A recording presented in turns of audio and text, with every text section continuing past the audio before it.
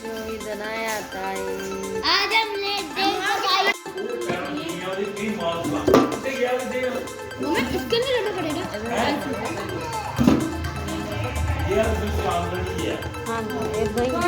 हाँ जी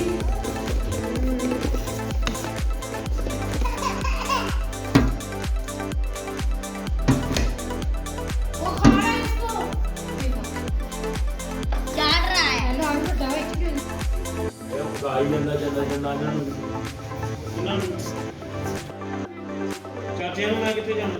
ਕਹਿੰਦਾ ਮੈਂ 4 ਵਜੇ ਆਣਾ ਵਾ ਦੁਬਾਰਾ ये ले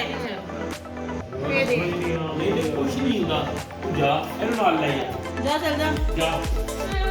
ਚਾਚੂ ਕਹਿੰਦਾ ਮੈਂ ਲੈ ਆ हमारी आप आ रही है ਹਾਂ ਇਹਨੂੰ ਲੈ ਆ सही है ना प्लेट